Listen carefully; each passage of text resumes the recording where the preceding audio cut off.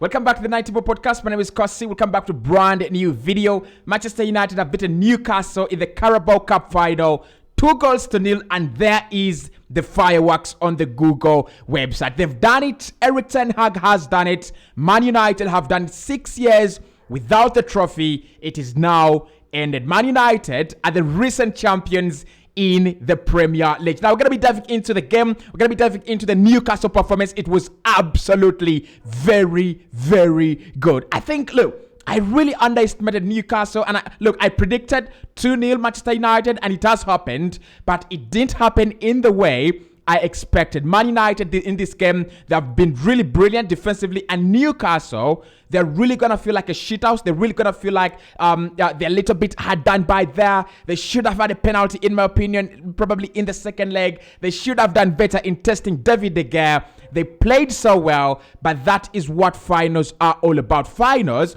are about the best team getting the best result. And Man United, yet again, under Erik ten Hag, proving critics wrong, proving people that this is a big project, bigger than they expect. I want your thoughts. I want your opinions right now in the comment box below. Do you think Man United can do the double this season? The Europa League, the FA Cup, the Premier League are all there for the taking. Can they win another trophy? Probably the double or the treble. I see them win another trophy, to be honest, Man United, like the Europa League. But of course, we'll be diving into that.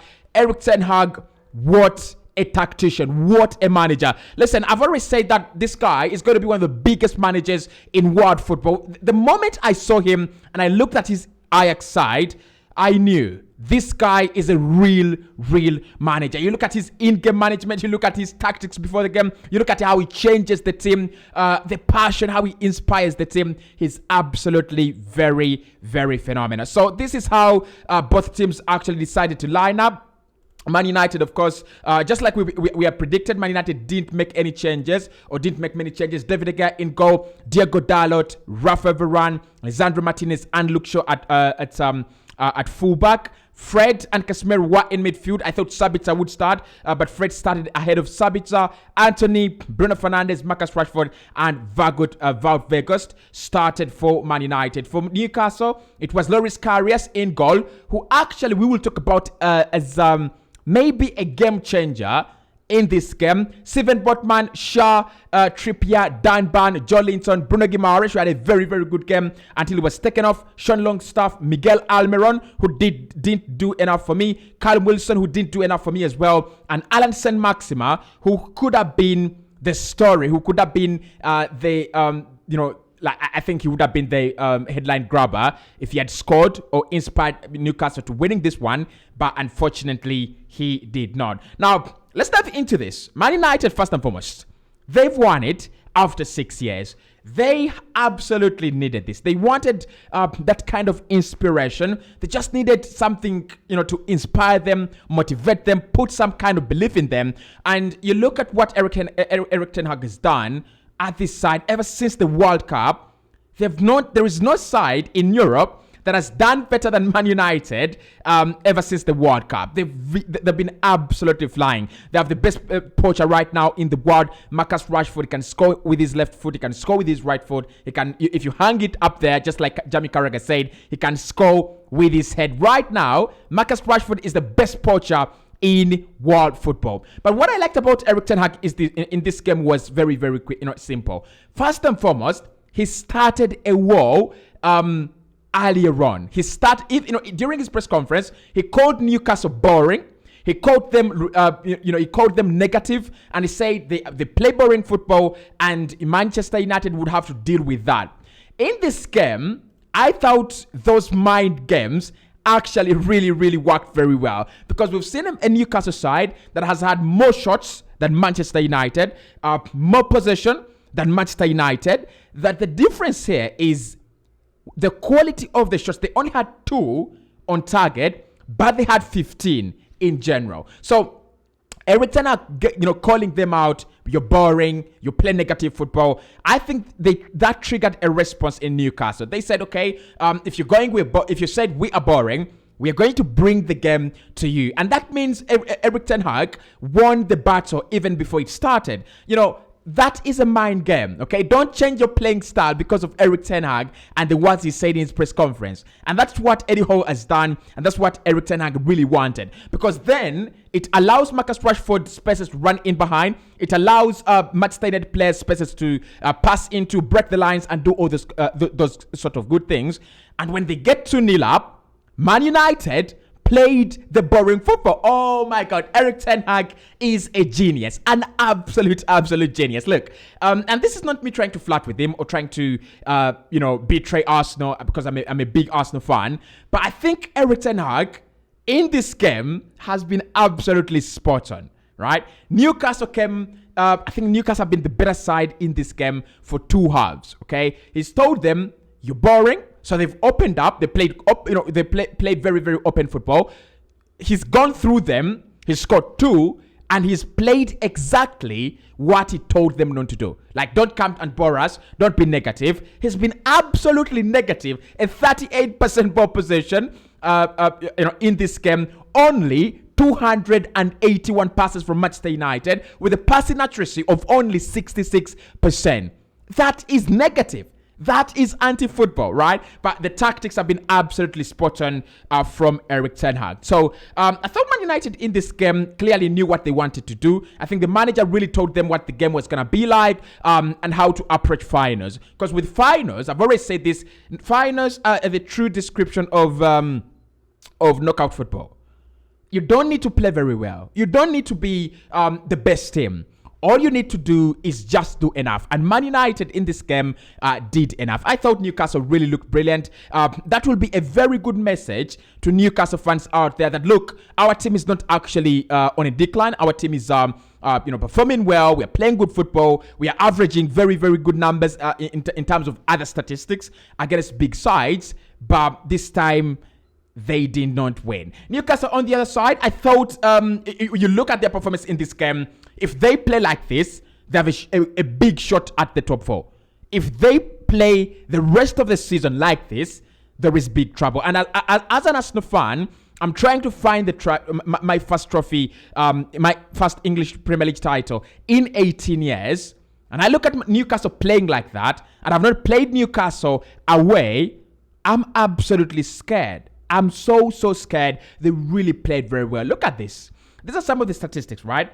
Shots 15 in total. Shots on target 2. That was due to the brilliance of Manchester United and Erik ten Hag. They were literally everywhere. We'll talk about Casemiro and his role in this game. Possession 62, passes 435. That is double what Manchester United managed in this game. Passing accuracy of 79%. That is close to 80%. And you can look at the corners. They got 6 in this game as well. So they were absolutely brilliant. I don't think you can take anything away from Newcastle in this game. However much you can take anything away from Man United, they've won it, they're champions. I don't think you take anything away from Newcastle. They've done very, very well. So let's look at some of the key performances that I loved in this game, and probably some of the key players that could have impressed you a lot. Look at this from Man United. 5 yellow cards for Manchester United in this game. 5 yellow cards. That actually explains how important this game is or was for Man United, number one. But it also shows you the fight, the passion that Manchester United and the players and the manager and everyone concerned was willing to inject into it. Okay, 5 yellow cards. De Gea with a yellow card, Diego Dallo with a yellow card, Lisandro Martinez with a yellow card, Casemiro, of course, with a yellow card, and Fred with a yellow card. So United literally sending a message to Newcastle that we are not going down without a fight. If you're going to break us down, you're going to deal with us, and you have to do much better than that. But key players for Manchester United. Let's talk about Casemiro. Put some respect on this guy's name. Put some respect on Casemiro's name. Yes, he's only won the Carabao Cup for Man United.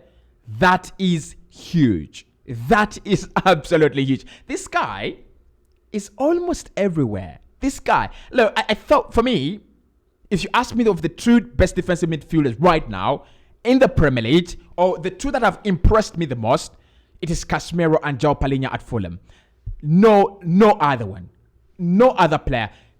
Casemiro is literally everywhere on the pitch. This guy is absolutely a joke, a freak of nature.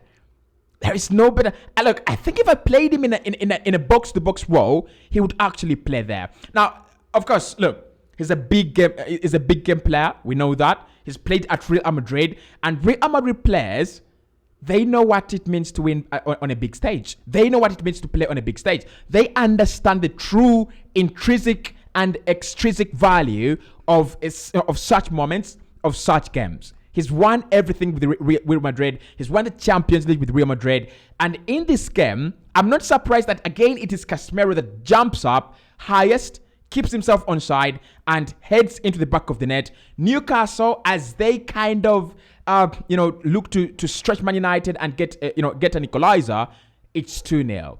And it's game over. Casemiro, again, for me, brilliant. But how about Lisandro Martinez, boys? How about Lisandro Martinez? That game, this guy again, look, he might be the shortest in the league.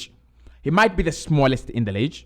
He might be the smallest, weird defender. But now I understand why Mikel Arteta was willing to go all the way to sign Lisandro Martinez. This boy is an absolute freak of nature. The way he handled Callum Wilson, the way he handled Alexander Isak, I think is so good. But one player that deserves an honorable mention in this game is going to be Aaron Van Bissaka. Aaron Van Bissaka was against Alan Saint-Maxima, and I thought Maxima had a little bit of joy when he was playing against Diogo Dalot. But in the second half, when Aaron Van Bissaka was introduced in that game, it looked better. It looks like that guy is very hard to beat 1v1. So for Man United, they do have a couple of key players. I think it was kind of a team performance because you look at the way they were defending in numbers, the way they were throwing themselves in lines of fire. They were not allowing Newcastle a lot of time on the ball in the penalty area, especially around the 18-yard box. They've done well. They've really, really, really done well. Newcastle, key players in this one, I think their game was all about possession. And what they didn't do was find that final pass that could break Manchester United to either Callum Wilson, who didn't play very well, by the way, or to Alexander Isak. Miguel Almiron was also out of the game this time. And I thought Alan Saint-Maxima was the player that was more likely to get something happening for them. But key players, Loris Karius.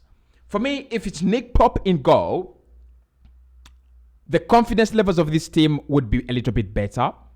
They wouldn't have to be looking over their shoulder. And I'm not saying they played poorly. They played very well. But I thought if you have your best goalkeeper in goal, it just adds to the momentum, the confidence levels, and your belief that you're complete as a team. Bruno Guimaraes coming back in midfield was absolutely phenomenal for them. And he played very, very well. But Loris Karius, I don't want to blame him, by the way. I don't think any of the goals was actually his blame. There is an own goal from Steven Botman that maybe a goalkeeper that like De Gea can put out, but Loris Karius at his level, I don't blame him for that.